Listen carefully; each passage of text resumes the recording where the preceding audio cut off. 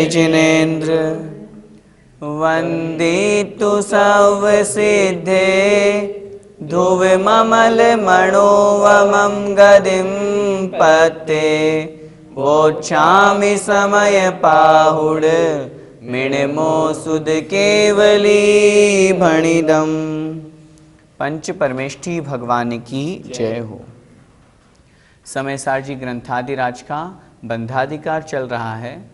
पिछली ज्ञानशाला की कक्षा में हमने समझा किस प्रकार ज्ञानी जीव अपनी आत्मा को ही ज्ञान दर्शन चारित्र रूप मान करके उसी आत्मा में वह लीन हो जाता है, जिसे हम निर्विकल्प समाधि अथवा शुद्धोपयोग कहते हैं। आज की इस कक्षा में हम 2 गाथाएं पढ़ेंगे। इसमें आचार्य भगवान आहार से संबंधित दोषों की चर्चा कर रहे हैं। ज्ञानी जीव जो अपने आत्म स्वरूप में लीन हैं, उन्हें आहार संबंधी किसी प्रकार का कोई भी दोष नहीं लगता। वे तो निर्विकल्प समाधि में हैं, तो फिर वे मन वचन काय कृतकारित अनुमोदना इन 9 कोटि से उस दोष से रहित होते हैं और दोष रहित होकर के आत्मस्वरूप की लीनता के प्रभाव से कर्मबंध को नहीं करते हैं और कर्मों की निर्जरा करते हुए मोक्ष को प्राप्त करते हैं। आइए हम समझते हैं गाथा क्रमांक 296।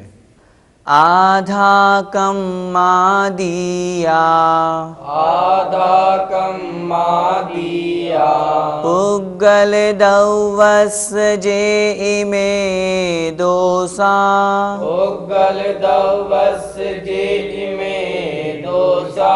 कहते कुवदिनाणी पर दव्य गुणा हुजे नित्यम। बोलिए। आधा कम्मा दिया पुग्गल दौवस जे में दोषा कहते कुवदिनाणी पर दव्य गुणा हुजे नित्यम। आधा कम्मा दिया पुग्गल दौवस जे में दोषा कहते कुवदिनाणी पर दव्य गुणा हुजे नित्यम। गाथा का एक एक शब्द का अर्थ समझें। आधा कम्मा दिया, आधा कर्म आदि, ये हम जो चर्चा कर रहे हैं ये हम आहार संबंधी चर्चा कर रहे हैं। आहार जब मुनि महाराज लेते हैं तो अनेक प्रकार के दोष होते हैं। उन दोषों में से एक दोष होता है अधः कर्म का दोष। तो आचार्य भगवान यहाँ पर कह रहे हैं अधः कर्म आदिक जो दोष हैं पुग्गल दव्वस जे इमे दोषा। पुग्गल दव्वस अर्थात पुद्गल द्रव्य के, जे मतलब जो, इमे मतलब ये, दोषा अर्थात दोष हैं। ये जो अधः कर्म आदि दोष कहे गए हैं आहार से संबंधित, ये पुद्गल द्रव्य के दोष हैं। कहते कुवदिनाणी, कह अर्थात कैसे, किस प्रकार, ते मतलब उन दोषों को, कुवदी करता है, णाणी अर्थात ज्ञानी, णाणी अर्थात ज्ञानी। ज्ञानी जीव उन दोषों को कैसे कर सकता है? क्यों? परदव्य गुणा हुजे नित्यम, क्योंकि ये जो आहार आदि अधः कर्म के जो दोष हैं, आहार आदि के जो अधः कर्म आदि दोष हैं, ये परदव्य गुणा, पर द्रव्य के गुण हैं। जे मतलब जो, नित्य मतलब नित्य, हमेशा। ये जो अधः कर्म आदि दोष हैं ये तो पर द्रव्य के गुण हैं। जब पर द्रव्य के गुण हैं तो ज्ञानी जीव इन्हें स्वयं कैसे कर सकता है? क्या मतलब? आचार्य भगवान इस गाथा में ये कहना चाह रहे हैं जो ज्ञानी अपनी निर्विकल्प समाधि में है, अपने शुद्ध आत्मा की अनुभूति कर रहा है, वह बहिरंग में जो उसने पूर्व में आहार आदि ग्रहण किए उन सब का उसे कोई विकल्प ही नहीं होता। मन से, वचन से, काय से कृत कारित अनुमोदना 9 कोटि से उनके वह सभी दोषों का त्याग है। उस समय उनके मन में आहार संबंधी कोई विकल्प नहीं होता और उन विकल्पों से रहित होने के कारण से उन मुनि महाराज को जो शुद्धोपयोग में लीन हैं उन्हें अधः कर्म आदि दोष नहीं लगते। वे तो अपने आत्म स्वभाव में लीन हैं, ज्ञान को प्राप्त, ज्ञायक स्वभाव को प्राप्त किए हुए हैं। इसलिए उन ज्ञानी जीव के लिए आचार्य भगवान कह रहे हैं, फिर से गाथा का अर्थ देखें एक बार। आधा कम्मा दिया अधः कर्म आदि जो दोष हैं, जो आहार से संबंधित हैं, ये पुद्गल द्रव्यस्य दोषा, ये जो दोष हैं ये पुद्गल द्रव्य के दोष हैं। कहते कुव्वदिणाणी, णाणी अर्थात ज्ञानी जीव, कह मतलब कैसे, ते मतलब उन दोषों को, कुव्वदी अर्थात करता है। ज्ञानी जीव उन दोषों को कैसे कर सकता है। जे मतलब जो, नित्य मतलब हमेशा, परद्रव्य गुणा, परद्रव्य के गुण कहे गए हैं।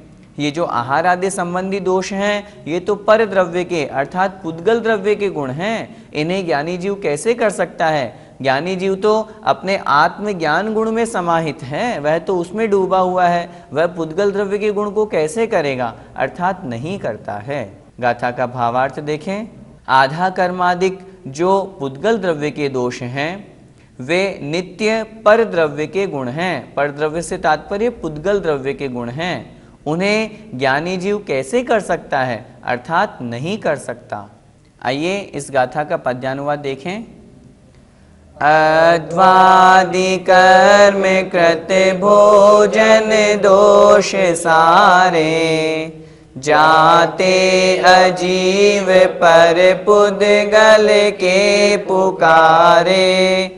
साधु करे फिर उन्हें किस भांति ज्ञानी, वे अन्य द्रव्य गुण हैं यह वीरवाणी। उस अधः कर्म संबंधी जो दोष है उसी की आगे और अगली गाथा में आचार्य भगवान चर्चा कर रहे हैं कि वह जो दोष है वे अन्य के द्वारा किया हुआ है, तो फिर वो हमारा स्वयं का कैसे हो सकता है, अर्थात ज्ञानी को वहाँ अनुमोदना का भी दोष नहीं लगता। देखिए, आधा कम्मा दिया, आधा कम्मा दिया, पुद्गल दवस जे इमे दोषा, पुद्गल दवस जे इमे दोषा। कह मणुमण्णदि अन्नेण, कह मणुमण्णदि अन्नेण, कीर्माणा परस गुणा, कीर्माणा परस गुणा।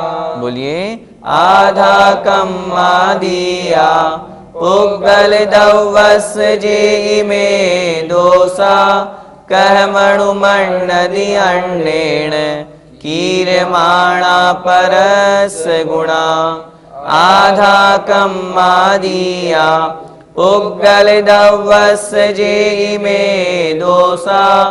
कह मणुमण्णदि अन्नेण, कीर्माणा परस गुणा। गाथा क्रमांक 297 का शब्दशः अर्थ देखें। आधा कम्मा दिया, अधः कर्म आदिक, पुद्गल दवस पुद्गल द्रव्य के, जे मतलब जो, इमे मतलब ये, दोषा अर्थात दोष हैं। यह पंक्ति पूर्व गाथा में भी थी, उसी को यहाँ पर आचार्य भगवान ने पुनः कहा है। आधा कर्म आदि, ये जो आहार संबंधी भोजन संबंधी जो दोष है ये पुद्गल द्रव्य के हैं। कह मणुमण्णदि, कहम अणुमण्णदि, ज्ञानी जीव कहम कैसे अणुमण्णदि अर्थात अनुमोदना कर सकता है।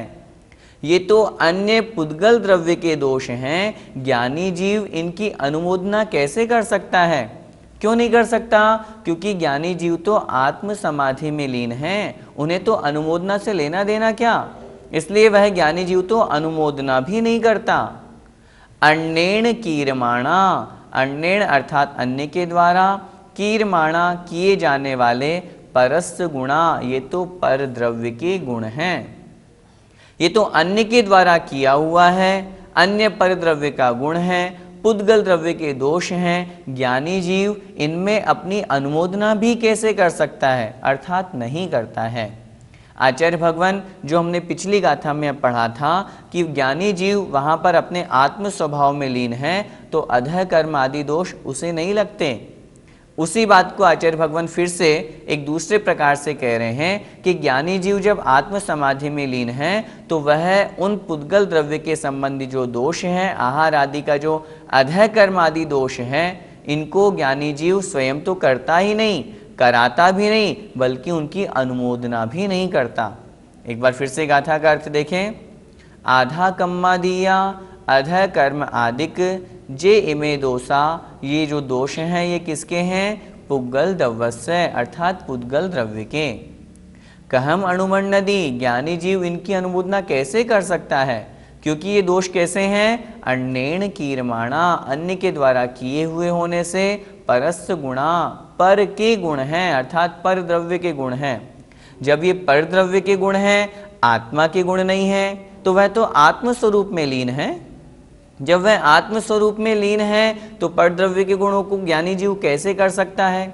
दूसरी बात, ये तो पुद्गल द्रव्य के दोष कहे गए हैं, तो पुद्गल द्रव्य के दोष हैं तो ज्ञानी के तो है नहीं, आत्मस्वरूप के तो है नहीं, तो ज्ञानी इन्हें कैसे कर सकता है? और तीसरी महत्वपूर्ण बात, अन्येन कीर्माणा, अन्य के द्वारा किया हुआ है, क्योंकि पुद्गल पर द्रव्य है, भोजन पर द्रव्य है, अन्य पर द्रव्य होने के कारण से ज्ञानी जीव स्वयं तो भोजन बना नहीं रहा, वो तो अन्य कोई तीसरा व्यक्ति, दूसरा व्यक्ति बना रहा है। इस कारण से अन्य के द्वारा किए हुए होने से ज्ञानी जीव के अनुमोदना का भी दोष नहीं है। ज्ञानी तो उस अधः कर्म आदि से संबंधित, भोजन से संबंधित जो अधः कर्म का दोष है उसकी अनुमोदना भी नहीं करता। गाथा का भावार्थ देखें। आधा कर्मादिक जो पुद्गल द्रव्य के दोष हैं वे अन्य के द्वारा किए जाने वाले गुण हैं, उनकी ज्ञानी जीव अनुमोदना कैसे कर सकता है? अर्थात नहीं करता है। भैया जी, मुनि महाराज कितने प्रकार के दोषों को टालकर आहार लेते हैं? पंडित दौलत राम जी ने छेड़ाला में एक पंक्ति लिखी है, 46 दोष बिना सुकुल, श्रावक तने घर अशन को। मुनि महाराज जब चर्या के लिए निकलते हैं, आहार चर्या के लिए, तब सुकुल श्रावक अर्थात जो अच्छे कुल वाला है, उच्च गोत्री है, ऐसे उच्च कुल में उत्पन्न हुए श्रावक के घर में अशन को अर्थात भोजन ग्रहण करने के लिए जाते हैं। तब 46 दोष, जो 46 प्रकार के दोष बताए गए हैं, उनको टाल करके मुनि महाराज आहार लेते हैं। मुख्य रूप से मोटे रूप में उद्गम, अपसूना आदि 46 प्रकार के दोष कहे गए हैं। उनमें एक अधः कर्म भी दोष है। अधः कर्म से संबंधित दोष, उसमें मुनि महाराज जो भोजन ग्रहण करते हैं वो स्वयं नहीं बनाते, किसी को बनाने के लिए नहीं कहते और उसकी अनुमोदना भी नहीं करते, इसलिए मुनि महाराज के उस आहार से संबंधी कोई दोष नहीं लगता। इस प्रकार मुनि महाराज बिल्कुल अपनी शुद्ध चर्या के अनुसार 46 दोषों से दूर होकर के फिर आहार ग्रहण करते हैं। भैया जी, अनुमोदना किसे कहते हैं? अनुमोदना से तात्पर्य है मन से सम्मति होना, मन से प्रशंसा करना। अर्थात आचार्य भगवान यहाँ अणुमण्डदी शब्द देकर के यह कह रहे हैं, जो ज्ञानी जीव हैं, अगर हम ज्ञानी जीव की बात करें, यहाँ दो अपेक्षा से हमें समझना है। एक तो वह ज्ञानी जीव जो निर्विकल्प समाधि में स्थित है, उन्हें तो न कृत न कारित न अनुमोदना, न मन न वचन न काय, किसी भी अपेक्षा से कोई दोष नहीं है, क्योंकि वे तो आत्मस्वरूप में लीन हैं। अब जो आत्मस्वरूप में लीन नहीं है, जो मुनि महाराज आहार ग्रहण करने जा रहे हैं, वे ज्ञानी तो है नहीं, मतलब शुद्धोपयोग से हीन होने की अपेक्षा से आचार्य भगवान ने उनको वहाँ पर ज्ञानी नहीं माना। उस अपेक्षा से वे ज्ञानी तो है नहीं, अर्थात शुभोपयोग में लीन है, शुभोपयोग से युक्त होकर के आहार ग्रहण कर रहे हैं, लेकिन वहाँ पर भी आहार से संबंधित उन्हें कभी किसी प्रकार की अनुमोदना भी नहीं होती। मुनि महाराज कभी याचना नहीं करते कि मेरे लिए ये आहार बनाओ, या किसी को कह दिया कि तुम ऐसा आहार बनाने के लिए उसको कह दो, या मन से प्रशंसा कर दी। आचार्यों ने तो शास्त्रों में मुनि महाराज के आहार के लिए लिखा, मूलाचार में लिखा, अगर कोई अच्छा भोजन भी अंजुलि में आ जाए तो उसे देख करके राग नहीं करना। आचार्यों ने वहाँ पर लिखा, मुनि महाराज जब आहार ग्रहण करने के लिए जाते हैं तो ऐसा नहीं देखते, कल मैं इस चौके में गया था, बहुत अच्छी सामग्री मिली थी, बहुत अच्छे रसदार भोजन मिले थे, आज भी वहीं चलता हूँ।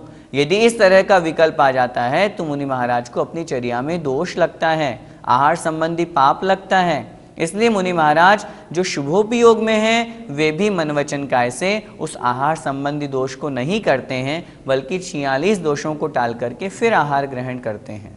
भैया जी, अगर कोई मुनि कुछ कहकर अपनी पसंद का आहार बनवाता है तो क्या इसमें कुछ दोष है? हाँ बिल्कुल, दोष तो लगेगा ही लगेगा। क्यों लगेगा? क्योंकि उन मुनि महाराज की वहाँ पर स्वयं तो नहीं बना सकते, लेकिन कारित की अपेक्षा से दोष हो गया। आचार्य भगवान तो यहाँ कह रहे हैं अनुमोदना भी नहीं करता। जब अनुमोदना भी नहीं करता तो फिर वो किसी को कहकर आहार कैसे बनवा सकता है? यदि वो किसी को कहकर आहार बनवाता है तो उस आहार संबंधी जो पाप लगा वो सारा का सारा पाप उन मुनि महाराज के खाते में जाएगा। कहने का तात्पर्य है वो मुनि महाराज कह करके भी आहार नहीं बनवाते। हाँ, हम श्रावकों का कर्तव्य है, यदि किन्हीं मुनि महाराज का स्वास्थ्य प्रतिकूल है, मौसम के अनुसार यदि वे प्रतिकूल हैं, तो हम उन्हें योग्य आहार दें। आचार्य भगवान उमा स्वामी महाराज ने तत्वार्थ सूत्र जी के 7वें अध्याय में दाता की विशेषता, दान की विशेषता में लिखा, विधि द्रव्य दात्री पात्र विशेषा तद विशेष है।